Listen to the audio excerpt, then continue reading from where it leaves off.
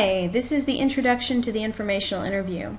So what I want you to do is be able to ask people thoughtful questions that show you understand the field, that you understand their challenges, and then listen. Listen thoughtfully, listen actively, listen carefully. Ask good follow-up questions. Pay attention to the person you're speaking to. There is nothing else that is going to extend your network and earn you respect as much as careful listening. So find someone to interview. That's how you get started. This is an overview, just giving you a sense of what you need to do. How do you do that? How do you find someone? Use your network. Expand your network. So either use your network. Maybe you already know someone you want to interview. Maybe your boss's boss is someone you want to interview. You can't normally talk to this person, but this opportunity gives you a chance to connect. Maybe you want to expand your network. So perhaps this gives you an impetus to talk to someone you might not normally talk to. Now you can walk up to someone who gives a brief talk and say, hey, listen, this was fascinating. Could I buy you a cup of coffee and talk to you for 10 or 15 minutes? Maybe this gives you an opportunity to find that perfect person. You know what job you want, and you have started to look on LinkedIn and you found 4 or 5 people you would love to chat with. Look and see if you have any connections in common. Some people cold call and ask, 5, 6 people and say, hi, here's how I found you, or I heard you speak, or you go to my church, or I don't know if you remember, but I know, you know my parents. Or you spoke to my organization last week. These are all ways that you can find the person that you want to talk to, and then do not ask them for more than they can give. Ask for 15 minutes. Do not ask for a lot of time. So when you connect and book, tell me and find out who you're going to talk to, when you're going to do it, where you're going to do it, why, and what you're going to do. Are you going to talk to this person in person for 15 minutes? Are you going to their office? I would love it if it was face-to-face. Face-to-face is a very good way to build a connection. It gets you more comfortable with going to somebody's headquarters and sitting in their office and getting a sense of what they do, and often it will prompt them to introduce you to other people. But if you want to connect with someone in Dubai, or New York, you may want to Skype, and that's fine. Just tell me what you're going to be doing. So before you start, prepare. I want you to find 3 sources at least. Know about the industry. So what are you looking at? Even if you think you know your industry, accounting, you might not know their industry.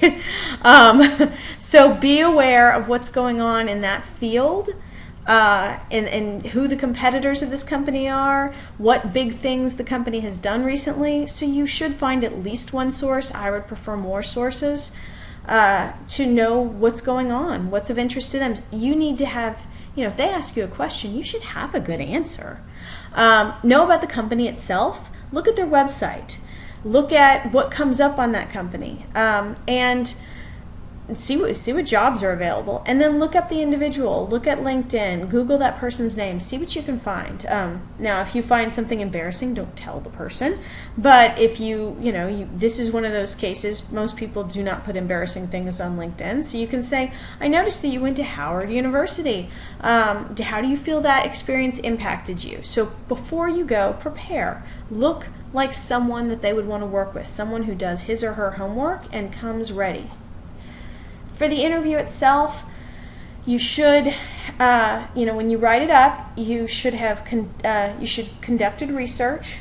You should have prepared questions. I'd like to see at least 3 questions that you created based on your research about the industry, the company, and the individual. So you could divide it out that way. 1 question about the industry, 1 question about the company, 1 question about the individual. You can have more questions than that, but tell me the questions that you went into the interview ready to ask.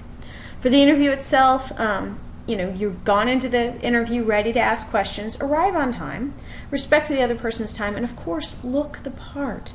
Look like a thoughtful person that this person would want to work with. Don't go in your flip-flops. Dress nicely. Dress like you're interviewing. When you write this up, I want to see your expectations, so discuss what you entered this situation thinking about.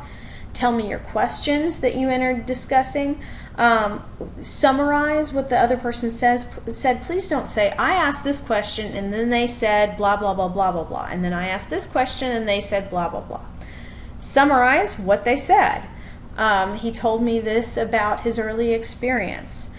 Then give me new information. What did you learn from the interview process? What did you learn from doing your research? And I would love to see some new questions. If this whole process gave you some areas to explore, please let me know.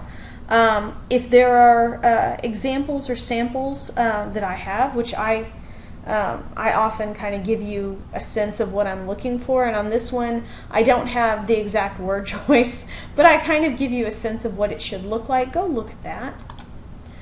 The assignment requirements include research, your expectations, the interview itself, some sort of conclusion. It needs to be in APA style and formatting, and you need to have your sources cited. I'm expecting this to be a fairly long paper. I'm expecting at least 4 or 5 pages of text divided into sections, so double spaced. So this is not a horrible assignment, but I want to make sure that you've thoughtfully approached it and that you recognize that one person is not a network. This is making one good connection for you. Now, my students have wonderful things happen from this interaction. I've had students walk away with internships and jobs and people who've promised them jobs after graduation, but one person is not a network. You have to put in the time to make connections that will respect you, because they want to know that you're going to be useful for them. So someone who just comes in asking for things is not a useful person, so you have to show yourself to be that. Many people say that looking for a job is a job, and I want you to take that seriously. Thank you. Thoughtful, useful, meaningful, and professional. Those are the key words that I want you to think of for this assignment.